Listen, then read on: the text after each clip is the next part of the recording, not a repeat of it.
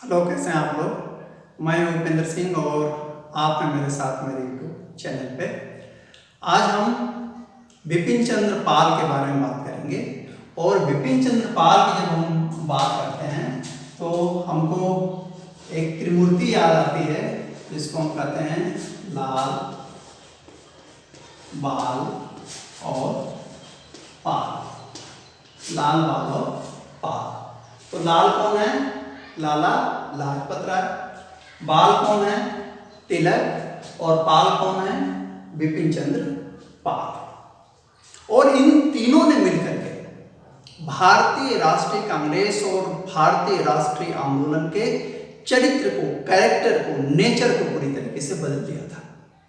वह कांग्रेस जो इनके आने से पहले तक भिक्षावृत्ति करती थी, जो तिलक ने कहा राजनीतिक भिक्षावृत्ति, यानी ये निवेदन करते थे कि ये सुधार कर दिया जाए, ये निवेदन करते थे कि कुछ सहूलियतें दी जाए। लेकिन ये नई सोच लेकर के आए जो एग्रेसिव थी। इन्होंने कहा नहीं, ये स्वराज कोई रियायत नहीं है, स्वराज कोई कृपा नहीं है, स्वराज हमारा जन्म सिद्ध अधिकार है। किसने कहा था? बाल गंगाधर तिलक ने कहा था। तो इन्होंने कांग्रेस को एग्रेसिव बनाया। लेकिन इसका जो दुष्परिणाम इनको भुगतना पड़ा वह यह कि न केवल अंग्रेज इनसे नाराज थे, बल्कि कांग्रेस का एक बहुत बड़ा घड़ा, जिसे हम उदारवादी घड़ा कहते हैं, वह भी इनसे नाराज था। तो इस परिप्रेक्ष्य में आइए हम देखते हैं कि बिपिन चंद्र पाल का जीवन क्या है। तो सबसे पहले तो जो डेट आती है वो आती है 7 नवंबर 1858। 7 नवंबर 1858 को इनका जन्म हुआ था और वो गांव था कोइल गांव, जो कहाँ था?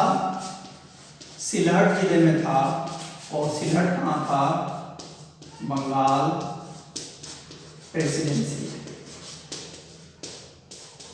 अंग्रेज हैं तभी, हम आजाद थोड़े हुए, अंग्रेज हैं और अंग्रेजों की बंगाल प्रेसिडेंसी थी, जिसमें कोइल में इनका जन्म हुआ था। यहाँ एक चीज और ध्यान रखें कि जो बाल गंगाधर तिलक का जन्म हुआ था वह 1857 की क्रांति से 1 साल पहले हुआ था और पाल का जन्म 1 साल बाद हुआ था। और लाला लाजपत राय, यदि आपको याद होगा, तो 1865, ये 1856 और ये 1858।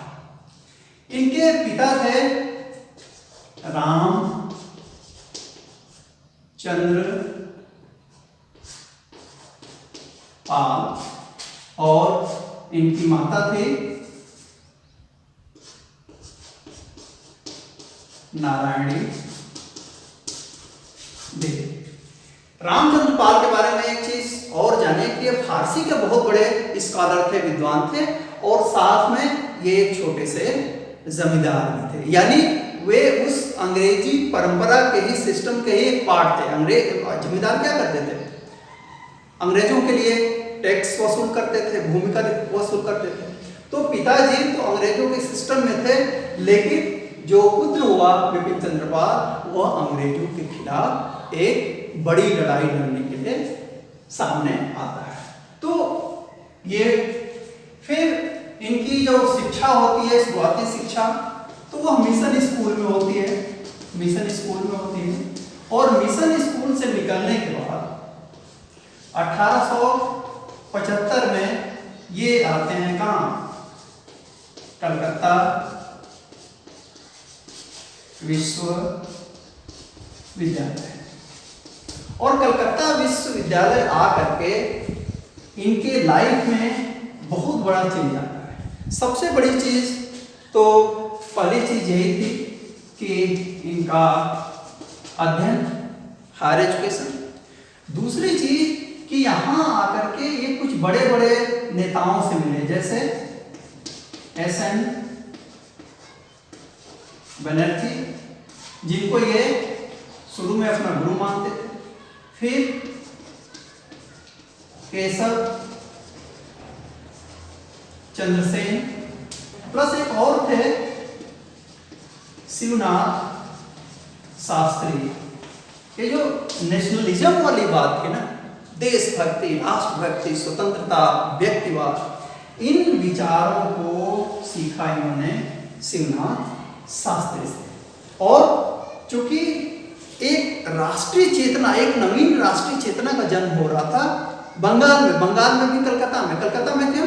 क्योंकि अंग्रेज वहीं स्टेब्लिश थे, तो अंग्रेजों के अत्याचार का सीधा सामना बंगाल और उसके भी पहले कलकत्ता के लोग करते थे। तो एक नवीन राष्ट्रीय चेतना का जन्म हो रहा था और वहां पहुंच करके 1875 में ये उसको अनुभव करते हैं। इसी बीच 1879 में ये हेडमास्टर हो गए। कहां पे? कटक, उड़ीसा में। फिर इस बीच जो एक विशेष घटना घटती है वह घटती है 1885 में आईएनसी, इंडियन नेशनल कांग्रेस स्थापित होती है। कहां पे? बॉम्बे। और पहले अध्यक्ष WC बनर्जी, SN बनर्जी नहीं, WC बनर्जी पहले अध्यक्ष होते हैं। और भले ये कांग्रेस की स्थापना एक अंग्रेज ने की, लेकिन आप सच मानिए कि आगे जाकर के यही कांग्रेस भारतीय राष्ट्रीय आंदोलन के लिए एक प्लेटफॉर्म बनती है और इसी के माध्यम से हमारे स्वतंत्रता संग्राम की लड़ाई लड़ती है। यद्यपि इसमें दूसरे लोग जैसे हमारे जो क्रांतिकारी थे उनका भी बहुत बड़ा योगदान था, लेकिन वे कांग्रेस के बैनर से अलग थे। तो यहाँ हुआ, इसकी चर्चा इनके यहाँ भी पहुंची कटक में। तो 1886 में जब दूसरा अधिवेशन हुआ आईएनसी का, कहाँ? कलकत्ता में। और इस समय कौन थे? दादा भाई नौरोजी इसके अध्यक्ष थे। यहां पे इन्होंने कांग्रेस को ज्वाइन किया। तो एक क्वेश्चन ये हो सकता है कि बिपिन चंद्र पाल कांग्रेस से कब जुड़ते हैं? तो आपका आंसर क्या होगा? बिपिन चंद्र पाल कांग्रेस से जुड़ते हैं 1886 में। और 1887 में जो मद्रास में आईएनसी का अधिवेशन हुआ, कहां पे? मद्रास में जो अधिवेशन हुआ, वहां एक विशेष घटना घटी कि भारतीय शस्त्र अधिनियम के विरुद्ध एक प्रस्ताव पारित हुआ और इसका जोरदार विरोध किया, यानी कि इस अधिनियम का विरोध किया किसने? बिपिन चंद्र पाल ने एक शानदार भाषण दिया। और ये बहुत अच्छे ओरेटर थे। ये केवल शिक्षक नहीं थे, ये केवल जर्नलिस्ट नहीं थे, ये केवल लाइब्रेरियन नहीं थे, ये सोशल वर्कर, पॉलिटिकल वर्कर के साथ साथ एक बहुत बड़े ओरेटर थे। जब बोलते थे तो जनता मंत्रमुग्ध हो जाती थी। इसके खिलाफ इन्होंने भाषण दिया। अब यहाँ कुछ सवाल आपको बन सकते हैं कि यह जो एक्ट था यह कब आया? तो आपका आंसर हो जाएगा 1878 में। लाया कौन? तो लॉर्ड लिटन, जो भारत के कुछ बहुत ही बदनाम, जिसने भारतीयों को बहुत तकलीफ दी, वह है लॉर्ड लिटन। और तीसरी और महत्वपूर्ण चीज आपको यह जाननी चाहिए कि इसका विरोध क्यों किया जा रहा था? इसलिए किया जा रहा था कि इसमें एक चीज कहा गया कि कोई भी भारतीय न तो शस्त्र का निर्माण कर सकता है, न बेच सकता है बिना सरकार की अनुमति के। ये तो भी होता है। एक दूसरी बात कही गई कि कोई भी भारतीय बिना लाइसेंस के गन नहीं रह सकता। आप कहेंगे कि ये भी तो अभी होता है। तो विरोध क्यों?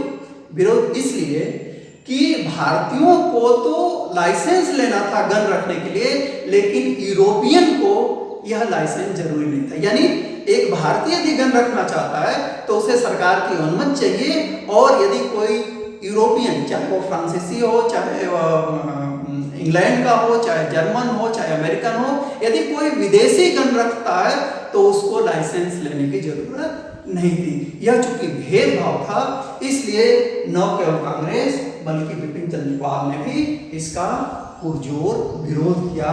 कहाँ? 1887 के मद्रास अधिवेशन में। और इस समय जो अध्यक्ष थे वे थे बदरुद्दीन तैयब जी।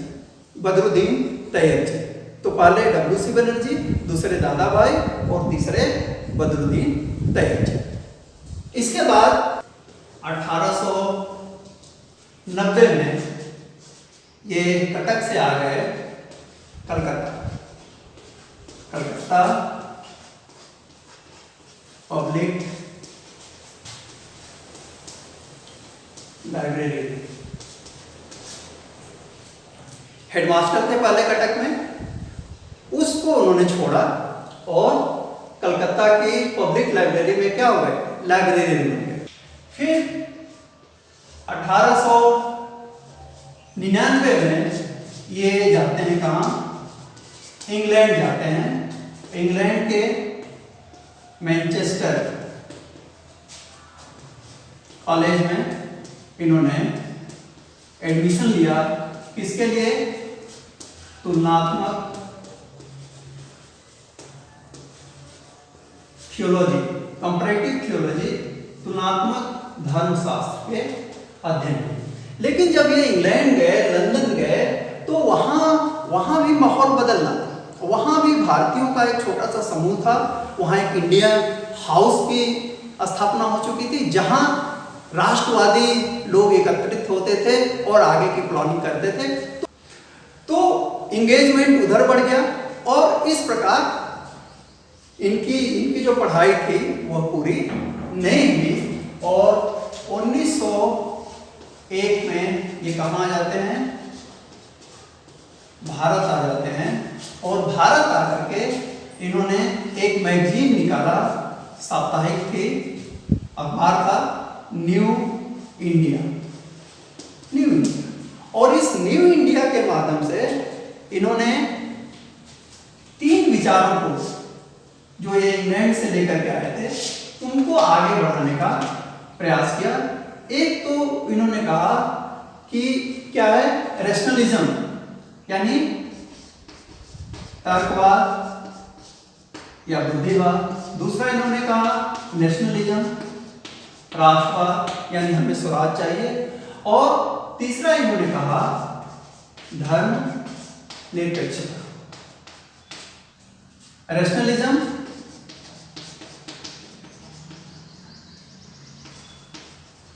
नेशनलिज्म और सेकुलरिज्म। अब सोचिए 20वीं शताब्दी की शुरुआत में पाल क्या कर रहे हैं, धर्म निरपेक्षता की बात कर रहे हैं। और यहां आकर के उन्होंने तिलक का राष्ट्रवाद क्या था, उनकी नजरों में यह हिंदू नेशनलिज्म, हिंदू राष्ट्रवाद था। तो यहां ये तिलक से डिफर करते हैं और कहते हैं कि नहीं, हमें हिंदू मुस्लिम या ईसाई राष्ट्रवाद नहीं चाहिए, बल्कि हमें एक धर्मनिरपेक्ष राष्ट्र की परिकल्पना करनी है। और ये चीज इन्होंने इसके माध्यम से आगे बढ़ाया, न्यू इंडिया के माध्यम से आगे बढ़ाया। इसी बीच एक बहुत बड़ी घटना घटती है, वह होता है बंगाल का विभाजन। बंगाल का विभाजन किसने किया, कर्जन ने किया। ये पूछ सकता है बंगाल का विभाजन कब हुआ, तो ये हुआ था 16 अक्टूबर को लागू हुआ 1905 में। और कर्जन ने क्या किया, कर्जन ने ईस्ट बंगाल और वेस्ट बंगाल में बंगाल को बांट दिया।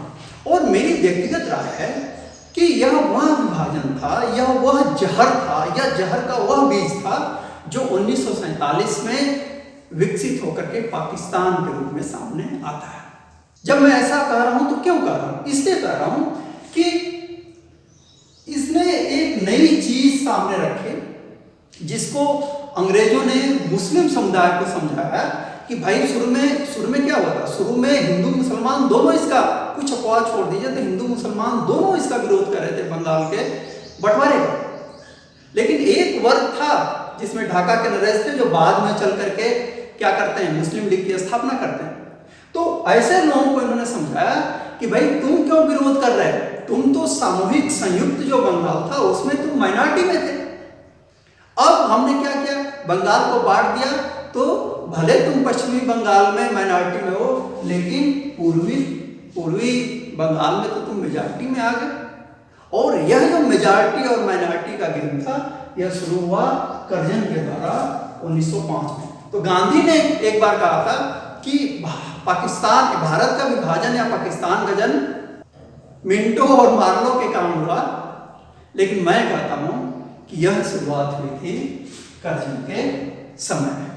और इस चीज ने सच पूछे तो लाल बाल पाल की जो त्रिमूर्ति थी उसको एकदम पॉलिटिकल फ्रंट पे ला दिया। पूरे बंगाल में आक्रोश था, इस पूरे देश में आक्रोश था। और इन्होंने पहली बार अपनी मांग रखी स्वराज, स्वदेशी, बहिष्कार और राष्ट्रीय शिक्षा। और ये जो बहिष्कार हुआ ये तो इतना खतरनाक था कि ये इससे जो उदारवादी लोग थे वो भी घबराते थे, अंग्रेजों की तो बात ही छोड़ दीजिए। लेकिन पहली बार जो स्वराज की बात हुई वो हुई 1906 में। और यह जो लाल बाल पाल थे उनके दबाव के कारण हुआ। ये फिरोज शाह मेहता या लिबरल घड़ा उसके कारण नहीं, भारतीय राष्ट्रीय कांग्रेस के मन से पहली बार स्वराज की जो बात हुई, भले गोल मोल करके उन्होंने संतुष्ट करने के लिए लिया था, लेकिन 1906 में हुई।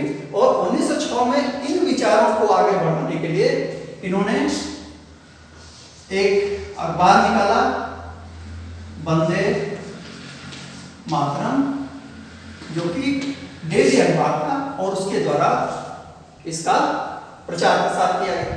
फिर ये जो विवाद था नरम और गरम दल वाला वो अंततः बढ़ता गया।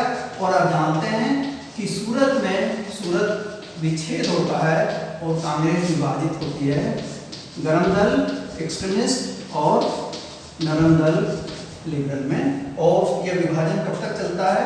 यह विभाजन चलता है 1916 तक, जब लखनऊ पैक्ट होता है, यानी दोनों बड़े एक होते हैं। तो 1907, अब 1907 में एक और घटना घटती है।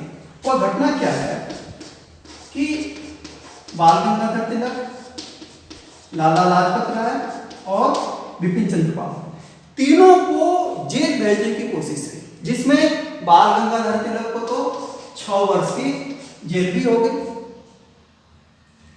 लाला लाजपत राय पे प्रमाणित नहीं हुआ तो वो 1-2 महीने बाद छूट गए और इनको 6 माह की जेल हुई। और उसके बाद भी इनको एग्जाइल किया गया, यानी इनको भारत से बाहर जाने के लिए कहा गया। और 1908 में ये कहाँ जाते हैं?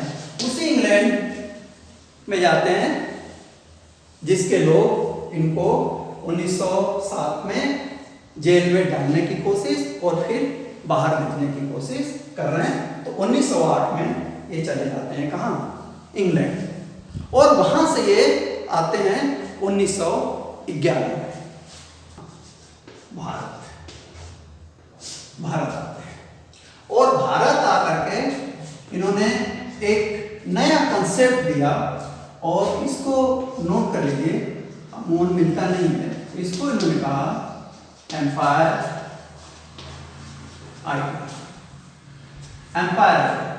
एम्पायर यानी इन्होंने कहा कि जो ब्रिटेन है, ग्रेट ब्रिटेन है, उसे अपने उपनिवेशों को स्वतंत्र करना चाहिए और एक संघ का निर्माण करना चाहिए जिसमें इंग्लैंड उतना ही समान और स्वतंत्र हो जितना कि भारत और दूसरे उपनिवेश। तो एक नया कंसेप्ट था जिसको ये लेकर के आए और इसको प्रचार प्रसार के लिए 1913 में इन्होंने हिंदू रिव्यू करके एक मासिक पत्र जनरल शुरू किया, जिसके माध्यम से उस आइडियाज को इन्होंने बढ़ाने की कोशिश की। 1914 से 18 के बीच क्या हुआ? फर्स्ट वर्ल्ड वार हुआ। इस फर्स्ट वर्ल्ड वार में जो उदारवादी लोग थे उन्होंने अंग्रेजों का समर्थन किया, गांधी जी ने भी समर्थन किया अंग्रेजों का, और इससे लाल बाल पाल और उनकी दूरी और बढ़ गई। और एक लेकिन अच्छी घटना इंटरनेशनल लेवल पर होती है बिपिन चंद्र पाल के नजरों में, और वह है रूस की क्रांति। रूस की क्रांति, इसको उन्होंने कहा बर्थ ऑफ न्यू वर्ल्ड, नई दुनिया का जन्म। इन्होंने कहा कि ये सिंबल है, ये मार्क है नई दुनिया के जन्म का। क्यों? क्योंकि यदि रूस में जार खत्म हो सकते हैं, जार क्या थे? जार वहां के शासक थे जो सामंत थे। यदि रूस में राजशाही जा सकती है, सामंतशाही जा सकती है, तो भारत में भी जो ब्रिटेन राजशाही कायम किए हुए है वह जाएगी और दूसरे उपनिवेशों में भी जाएगी, और फिर क्या होगा? एक नई दुनिया का जन्म हो गया। तो बड़ी पॉजिटिवली इन्होंने लिया था रूस की क्रांति को। और फिर जब युद्ध खत्म हुआ तो ये तीसरी बार और अंतिम बार कहाँ जाते हैं? इंग्लैंड जाते हैं। फिर जब वो आते हैं तो 21 के आसपास, तब तक कई घटनाएं हो चुकी होती हैं। जलियांवाला बाग हत्याकांड हो चुका होता है, उसके पहले रोलेट एक्ट आ चुका होता है, खिलाफत आ चुकी होती है, और असहयोग आंदोलन भी शुरू हो चुका होता है। इस असहयोग आंदोलन को लेकर के जो कब हुआ? 1920 में, नाम ऑपरेशन असहयोग आंदोलन। ये गांधी का बहुत फेमस आंदोलन है, जिसको उन्होंने 22 में कब रोक दिया था? फरवरी में, चौरा चौरी कांड के बाद। लेकिन गांधी से एक वैचारिक मतभेद है बिपिन चंद्र पाल का। इनको लगता था कि जो सत्य, अहिंसा, ब्रह्मचर्य, परिग्रह कि आप सहते रहिए, उनका हृदय परिवर्तन होगा और एक दिन हमें स्वराज मिल जाएगा। इन्होंने कहा कि नहीं, ये गांधी क्या कर रहे हैं? गांधी एक्चुअली मैजिक देख रहे हैं, जादू। और उन्होंने कहा जादू से स्वराज नहीं मिलेगा। उन्होंने कहा कि स्वराज मिलेगा लॉजिक से, तर्क से मिलेगा, और जनता को जादू की उम्मीद नहीं दिखानी चाहिए, उनको लॉजिकली समझाना चाहिए कि ये स्वराज है और स्वराज हमारा अधिकार है। इसके लिए स्वदेशी चाहिए, स्वदेशी के साथ साथ बहिष्कार, और हमें मैकालियन जो अंग्रेजी शिक्षा पद्धति है उससे हट करके एक नेशनल एजुकेशन सिस्टम, एक राष्ट्रीय, भारतीय राष्ट्रीय शिक्षा पद्धति को शुरू करना चाहिए, अपनाना चाहिए। इस लॉजिक से स्वराज मिलेगा, इस जादू से नहीं मिलेगा। तो कांग्रेस और गांधी दोनों से इनका एक विरोध था। लेकिन ये जो मतभेद था, इधर के 1916 में तिलक ने समझौता किया था, दोनों एक हो गए थे। लेकिन 20 में तिलक की डेथ हो जाती है, और उसके बाद 1922 में इन्होंने क्या किया? बिपिन चंद्र पाल ने सक्रिय राजनीति से, ये क्या होते हैं? सक्रिय राजनीति से अलग हो जाते हैं, और अंततः 20 मई 1932 को क्या हो जाती है? इनकी मृत्यु हो जाती है। तो ये था बिपिन चंद्र पाल का की जीवनी, उनकी बायोग्राफी कर लीजिए, उनके जीवन की प्रमुख घटनाएं कर लीजिए। लेकिन केवल घटनाओं को जानना जरूरी नहीं है, बल्कि इनके विचारों को भी हम पढ़ेंगे, लेकिन वह दूसरे वीडियो में। तो देखते रहिए, पढ़ते रहिए। Thank you.